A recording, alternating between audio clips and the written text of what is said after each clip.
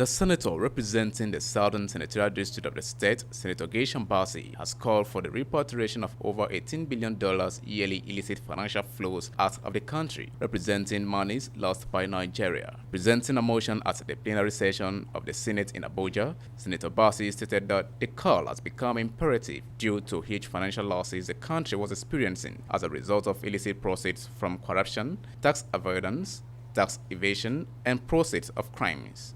He said these are huge resources that should have been accrued to the federal government for injection into the economy, but had been illegally moved to offshore havens perpetrated by big players in the Nigerian economy. It's about illicit financial flows.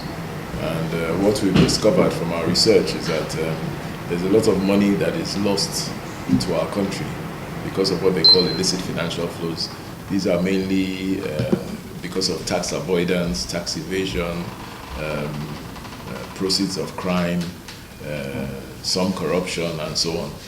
This is a movement of money mainly to offshore havens and offshore, more friendly jurisdictions.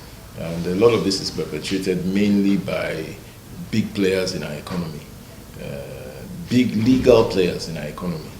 And mainly it's because they don't find our economy attractive enough or friendly enough for them to keep these monies here, or keep a lot of the monies that they generate from activities in this economy. And so you find that there's a lot of what they call illicit financial flows, or IFFs, out of Nigeria. And essentially we're saying, look, what can we do about this? Yes, you have anti-corruption agencies, but corruption is only 5% of these illicit flows. And there are larger issues at stake. Like I've said, tax evasion, tax avoidance, criminal activity, and so on.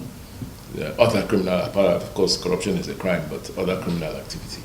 So the issue is, what the motion is about is, what do we do to reverse this trend of $15 to $18 billion leaving us every year? Consequently, Senator Basi wants the Senate to invite the Minister of Finance and heads of the Federal Inland Revenue, CBN, ICPC, EFCC, and other relevant government agencies to brief the Senate on measures put in place to ensure the enforcement of anti-money laundering and anti-corruption schemes to reclaim billions of lost revenues from the country. Well, I know that this is not something new. The FIRS, and other, there are about 12 agencies that the country has that are already looking into illicit financial flows. And they are doing something about it. Recently, I think in about a year or 2 years ago, we created the NFIU, which is also looking at things like this.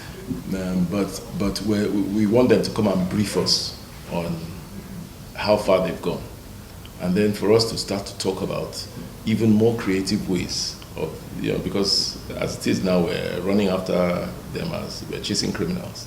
And we're saying, look, why don't we just take a pause and say, look, is our strategy working?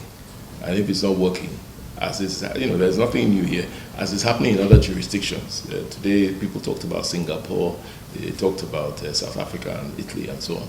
In other jurisdictions, they have redesigned the formula and said, look, the formula of chasing the bad guys may not be enough. Yes, it may be enough to going forward, but there has to be a point where we say, how do we recover the money that has already gone out? And so that's what we're talking about.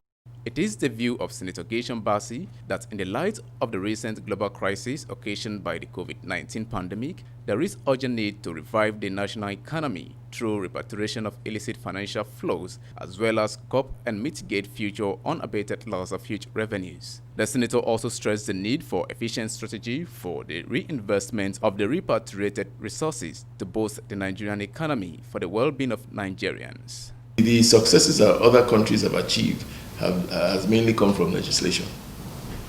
Basically legislation. And where does the legislation come from? It comes from the experts. The experts will say to us, this is the way it is done in other jurisdictions, and this is what they've been doing. And let us look at this and model it to suit our peculiar circumstance in Nigeria. But we need to think about our economy in a way in which we can achieve the results that we want.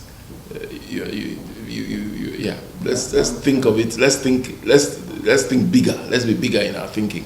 Let's think big, and because everybody is competing now for all these funds, all these monies going around.